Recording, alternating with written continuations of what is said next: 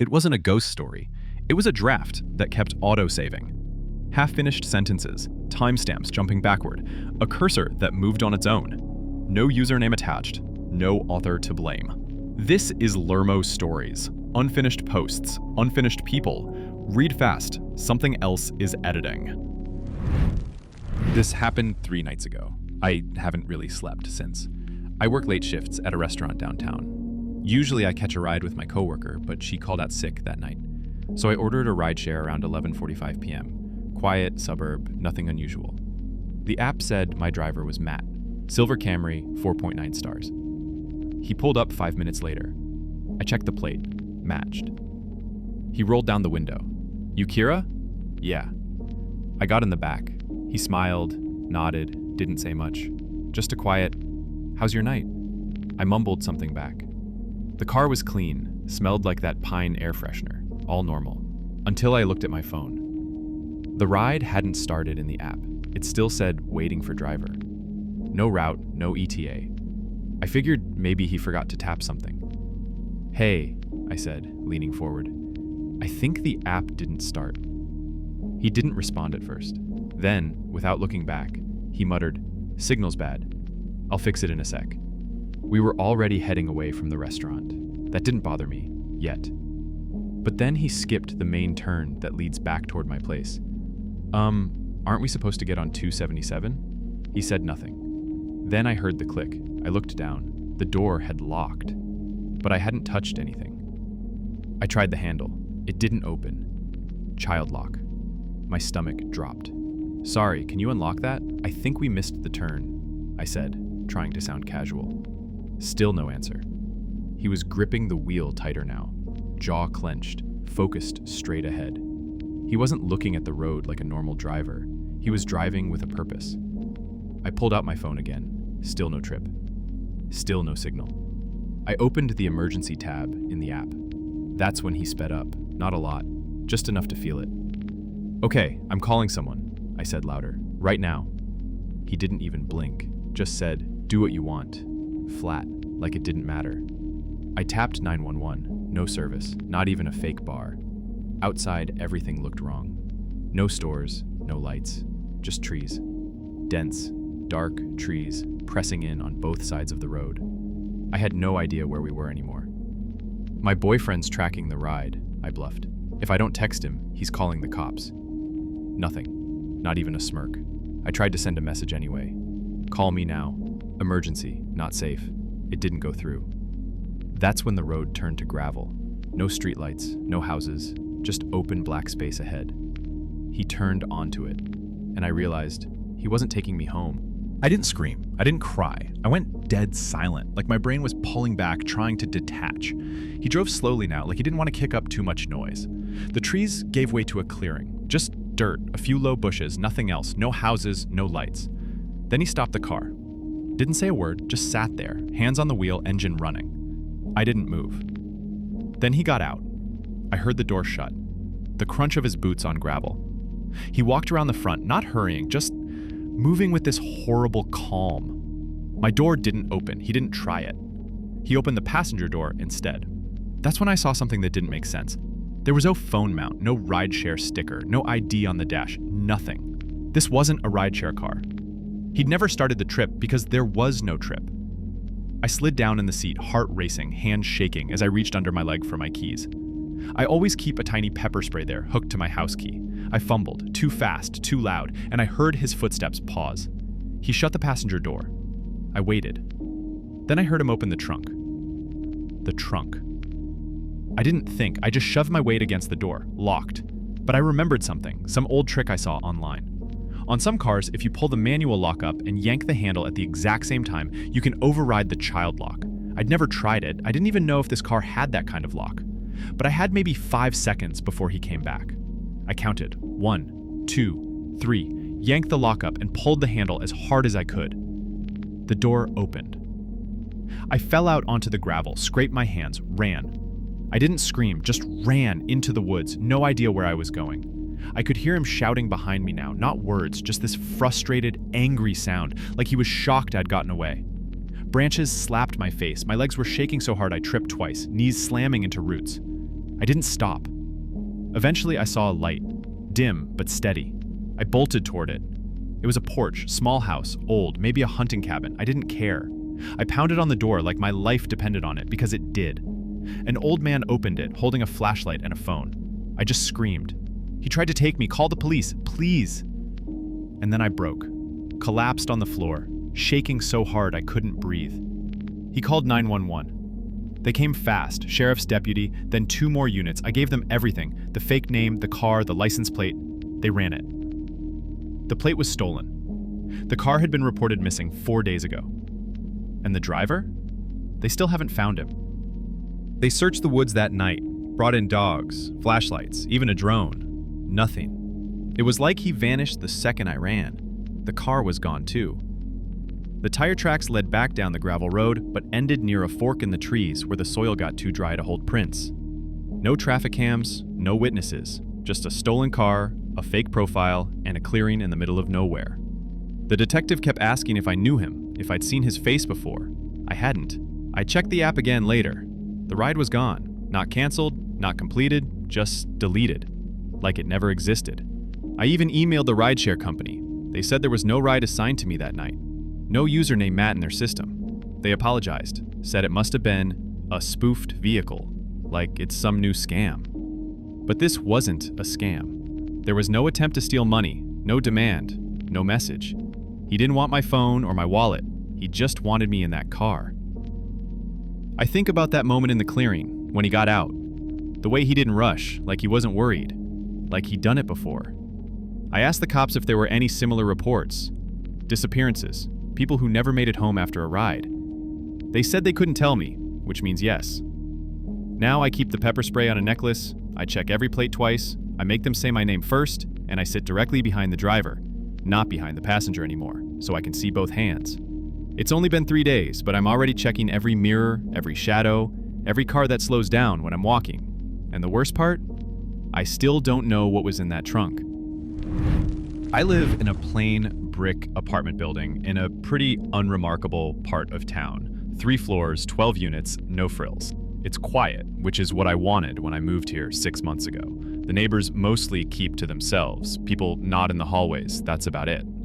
Anyway, something weird happened last week, and it's been sitting in my head like a splinter.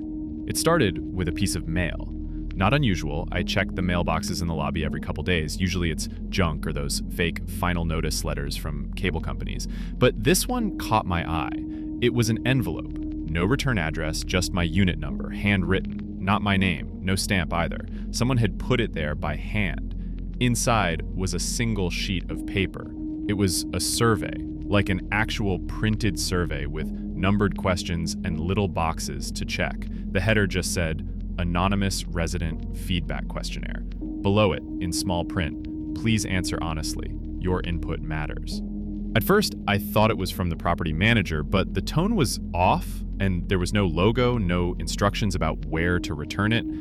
The first few questions were bland. 1, how long have you lived in this unit? 2, do you feel safe in your apartment? 3, do you sleep through the night? 4, have you ever heard someone in the hallway when no one was there? That one gave me pause. The next few were stranger. 5, have you ever been woken by scratching sounds? 6, do you ever notice furniture slightly moved when you return home? 7, when looking out your window at night, have you ever seen someone looking back? At that point, I laughed, just a quiet, confused breath through my nose. Was this a joke? Some weird prank? But it didn't feel like a joke. I turned the paper over. More questions. 8, have you told anyone about the noises? 9, have you tried not telling anyone? Did that help? 10, why do you think you were chosen? That one made my fingers go cold. I stared at it for a long time. Chosen for what? The last question wasn't a question at all. 11, thank you. We're glad you haven't moved. That was it. No contact info, no signature, no box to return it. Just that last line sitting there like a whisper. I don't scare easy, but I folded it up and put it in a drawer under a stack of old receipts. I didn't want it out in the open. That night, I double locked my door. And I left the hallway light on. 3 days passed. I didn't tell anyone. I kept thinking it had to be some twisted joke, or maybe a messed up social experiment. Still, every time I walked by the mailboxes, I felt this weird dread, like something was waiting for me again. Then, on Thursday, around 6:30 p.m., I checked the mail. Another envelope. Same handwriting, same thing, no name, no stamp, just my unit number. My stomach actually turned when I saw it. Inside was a second page of the survey. This one didn't even pretend to be normal. No introduction, no feedback nonsense. Just more questions. 12. Have you noticed the changes in your reflection? 13. Do you ever hear your name when no one is around? 14. Does your apartment look slightly different sometimes, like it's trying to remember itself? 15. What would you do if we knocked? The air felt thick just reading it. I flipped it over. 16. You've done well. Most people don't answer this far. 17. Don't speak about this out loud. That's how they hear. 18. Would you open the door if you knew what was behind it already knew you? There was something handwritten under that one, a red pen, different from the printed text. Let us in before the building forgets you. I stood there, frozen, paper in hand, while the fluorescent lobby lights buzzed above me. No one else was around. Later that night, I tried calling the property manager, just to ask if they distributed any kind of resident survey, even though I already knew the answer. Got voicemail. I left a vague message. The next day, I ran into Mrs. Collins from 3B. She's lived here over 10 years. I casually asked if she'd gotten anything strange in the mail lately, a survey or flyer or something. She just blinked at me and said, "No, but I don't really check anymore. Nothing ever comes. Not since that girl in 2D moved out." I didn't ask about the girl in 2D. I should have. But the way she said it, like it was something best left alone, made me let it go. That night, I opened the drawer where I'd stuffed the first page. It was gone. Only the second page was there, sitting on top like it had always been. I know what I felt when I put both of them there. I tore my apartment apart looking for it. Under the couch, in the trash, even the fridge, nothing.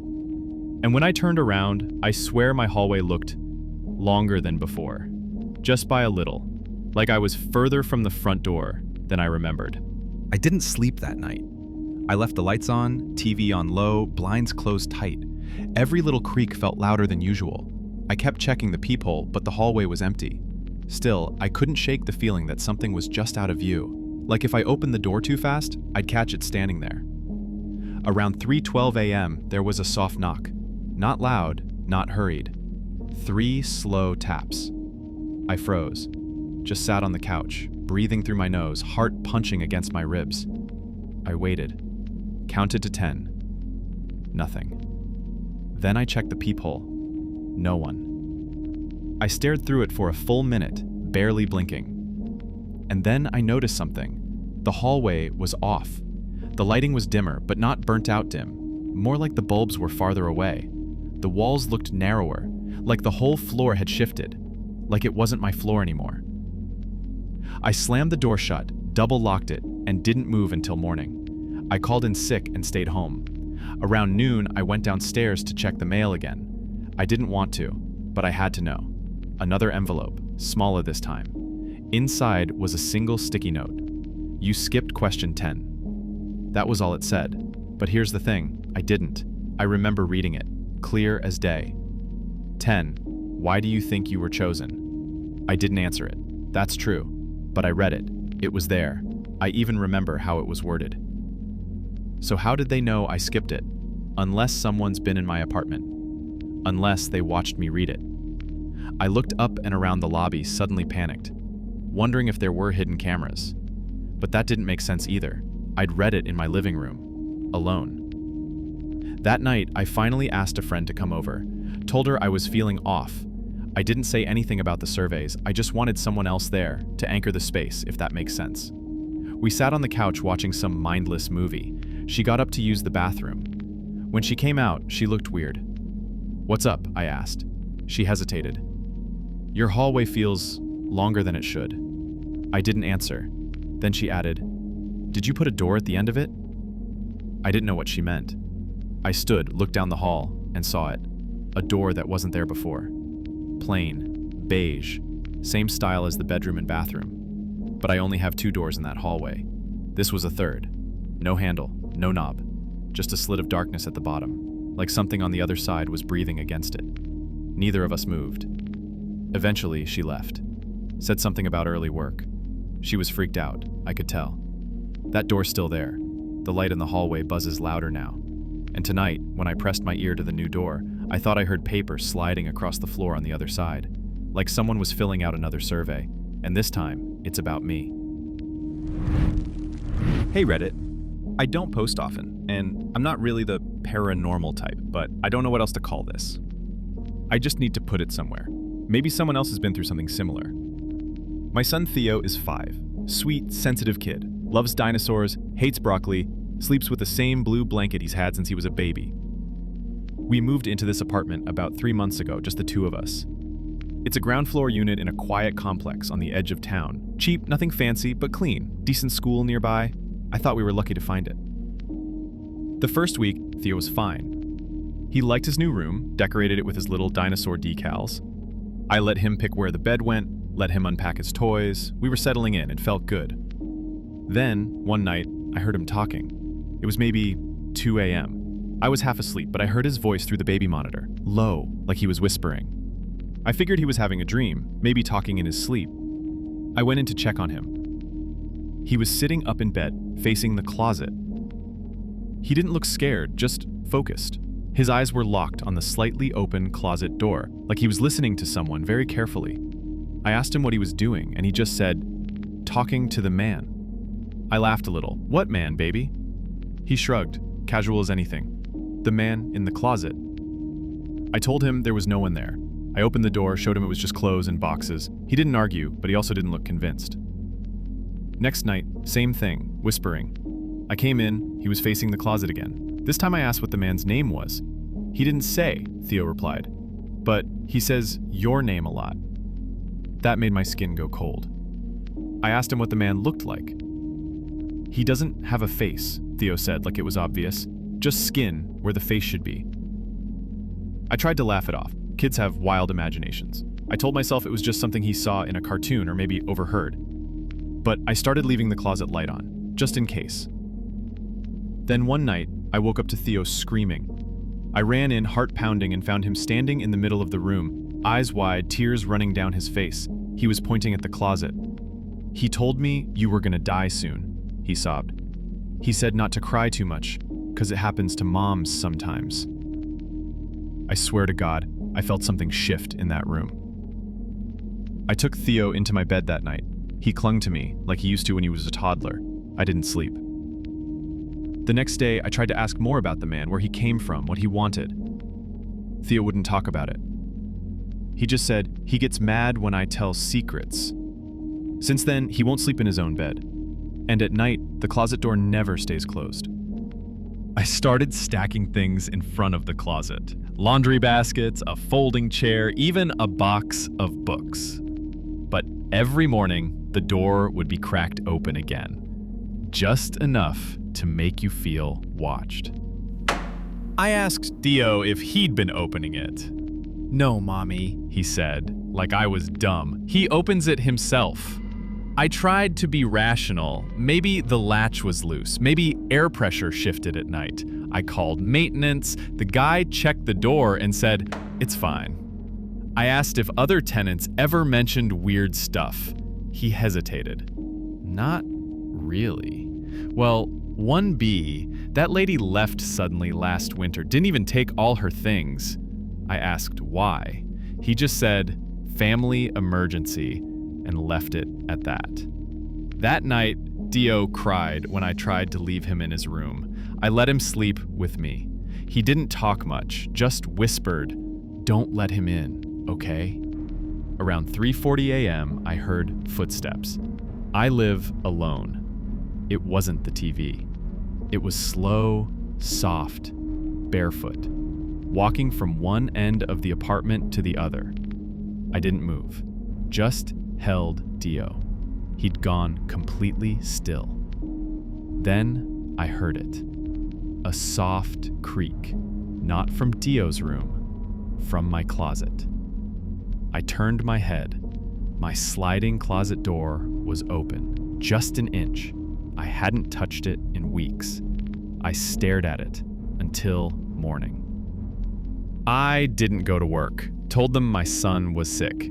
Technically true, he threw up twice. No fever, just pale and shaking. I asked if he remembered anything. He nodded. He came to look at you. He said you'd look different soon. I didn't ask what that meant. That was 4 nights ago. Since then, Dio sleeps with me. Lights on, 24/7, towel shoved under my closet door. But last night, I woke up gasping, like someone's hand had been over my mouth. Couldn't move, just blinked. And across the room, the towel was on the floor. The closet door was wide open. I didn't sleep after that. I sat upright in bed until the sun came up, every muscle locked. Theo slept through it somehow, curled up like a kitten, arms over his face. I didn't want to move, didn't want to walk across that room with the closet door gaping open. But I had to. I grabbed my phone and turned the flashlight on, even though it was already morning, and crept over to the closet. Nothing. Just the usual junk. Old suitcases, extra blankets, a vacuum I never use. But something smelled off. Not rotten exactly, more like copper, like pennies left in water too long. I slammed the door, wedged a chair under the handle, and sat on the floor. That's when I decided we were leaving. I packed 2 bags, booked a hotel for a few nights, and told work I needed personal leave. I didn't even tell them why, just that it was urgent. We got in the car by noon, and I kept checking the back seat like a maniac, heart pounding every time Theo shifted in his booster seat. We got to the hotel around 1:30 p.m. It's nothing special, just a days in off the highway, but it's neutral, clean, bright. Theo wouldn't let go of my hand when we walked in. He looked around like he was trying to see someone hiding. That night, for the first time in weeks, he slept alone. Not all night, but for a few hours. I was in the bed next to his, just watching him, listening to the hotel AC hum. Then, around 2:10 a.m., I heard him whisper. I thought I was imagining it, but then he sat up, fast, and stared straight ahead. I got up and walked over. He didn't even look at me. I asked if he was okay. He just said, he found us. I asked who. Theo looked up at me, and I swear to God, I will never forget his face. He said you shouldn't have left. He said the closet's not in the apartment. It's in you now. I felt sick, like my stomach dropped through the floor. This morning I noticed something. A door, just outside the hotel bathroom. A small utility door I could have sworn wasn't there when we checked in. It doesn't open. No handle.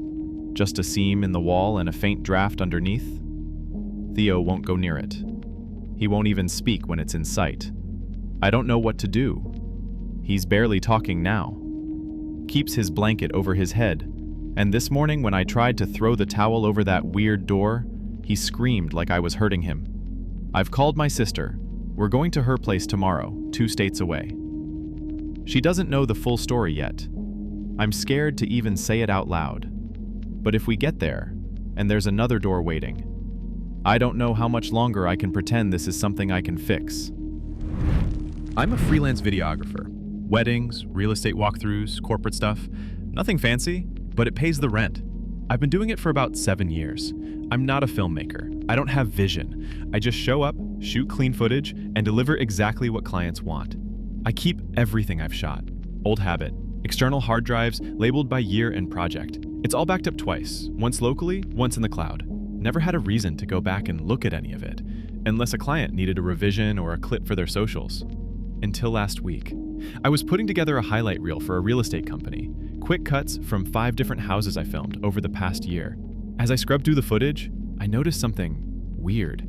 A man. Not unusual by itself. There are people in and out of these shoots all the time. Agents, homeowners, cleaners. But this guy stood out. He was just standing at the edge of the frame in a shot from a March listing. Back turned, gray jacket, dark jeans. He wasn't supposed to be there. I usually clear the space before I start. I made a note to crop him out later. Then I saw him again. Same man, same clothes, different house, April shoot. This time he was in the hallway mirror, barely visible, like he ducked into the shot at the last second. He wasn't moving. I went back and double-checked the timestamps. These 2 shoots were in different towns, different clients, different properties, a month apart. I don't know how I missed it before, but once I saw it, I couldn't unsee him. I pulled up my footage from a wedding I shot in May, and there he was, standing in the crowd during the reception, just behind the groom's uncle during the speeches. No one acknowledged him. He didn't clap, he didn't drink, just stood there, hands in his pockets, half-shadowed in the back corner of the tent. I called the couple, casually asked if they recognized anyone matching his description. They said no. That night, I started going back further. He's in a baptism video from last year, reflected in the stained glass behind the altar. He's in a corporate event from 2022, lurking in the background of a wide shot of the conference room. He's in a drone shot, yes, drone, on a shoot I did at a winery. I froze the frame and zoomed in. He's standing on a hillside behind the main building, looking straight up at the drone. I never saw him in person. I never filmed him on purpose. And yet, he's in every project. I couldn't sleep after finding him in so many projects. My mind just kept spinning. How long had he been in my footage without me noticing? By morning, I had confirmed it. He appeared in over 30 separate videos, dating back at least 5 years. Not every single one, but enough to terrify me. Always the same guy, gray jacket, dark jeans, sometimes in a reflection, sometimes just standing in the background. Never in focus, never moving, just watching. I tried enhancing one clip, a real estate shoot from last summer. You can see him in the hallway mirror, but when I zoomed in to get a better look, his face distorted. Not blurred like motion blur, more like the data refused to render his features, like something was wrong with just him. I sent it to a friend who works in post-production, asked if maybe it was a codec issue. He looked at the footage and sent back, "This looks edited. Are you pranking someone?" His face looks corrupted, like it's been masked, but there's no mask. This isn't normal. But the footage was untouched, raw from my camera. And I remember that day. I filmed it alone, walked through the empty house twice. There was no one else inside. I told myself it had to be coincidence. Maybe some guy was following the same venues or worked nearby, but that didn't explain the footage from the drone shoot, or the wedding on the lake, or the condo stairwell. That last one got to me, because in the metal handrail, you can see him stepping into the shot just as I turned the corner, but he wasn't there. I swear to God, I never saw him. And then I remembered a call from last year. A testimonial client, Eric, had called me late at night, kind of panicked. He said there was something wrong with the video, that his wife had seen something behind him. I offered to blur it out, no charge. He just said, "It's not that simple. We're leaving town." A few days later, his number stopped working. Email bounced. Their address went offline. The house was delisted. I didn't think much of it at the time, but now, I'm starting to wonder if he saw the same man. After Eric disappeared, I couldn't ignore it anymore. I stopped taking new clients. Locked myself in my apartment for days, scrubbing through old files like I was searching for proof I wasn't losing my mind. And the more I looked, the more I found him. Sometimes I'd rewind and he'd be gone. Then, suddenly, on the next playthrough, he'd be back. Same frame, same spot. Like he wanted me to know I missed him before. It got to where I started dreading the edit bay. Even when I wasn't watching the screen, I could feel him, standing behind me, waiting for me to pause at the right second. A few nights ago, I thought I saw him in my hallway. Not in footage, in real life. I got up to use the bathroom around 3 a.m. No lights on, just the faint glow from the Wi-Fi router and my external drive humming on the desk. As I crossed the hall, I saw the shape of someone standing near the window at the far end. Tall, still, hands in pockets. I blinked, and he was gone. I don't know how long I stood there, long enough that my legs started to shake. I backed into my room, locked the door, and just sat on the floor with the lights on until sunrise. This morning, I got a package. No return address. Inside was a USB drive. I plugged it in. One file. It was raw footage, one of my shoots, but I never filmed it. It was an interior of an empty living room. Just static wide shots. But after about 2 minutes, the camera starts to pan, slowly. No sound, no cuts. And then it turns toward a hallway I recognized. My hallway. The footage keeps going, down the hallway, into my office, toward my editing setup. And then the camera stops, facing the monitor. On the screen is me, right now, sitting exactly how I was sitting, wearing the same shirt, looking at that exact footage. I slammed my laptop shut. I've deleted every file I could find, wiped all my drives, and disconnected my cloud backups. But just now, I opened my phone gallery to double-check something. There's a video I didn't take, from a few minutes ago. It shows me, asleep on the couch, and someone, him, standing behind me, hands in his pockets. Not moving, not blinking, just watching me sleep. Like he's always been there. Like he's not in the footage anymore. He's in my life. It started as a thread. Just another post among millions. But someone kept replying, long after the thread was archived. Same username, same tone. Except that account was deleted years ago. Some say it's just a bot. Others say it's something older. This was Lermo Stories. And if you ever see that thread, don't reply.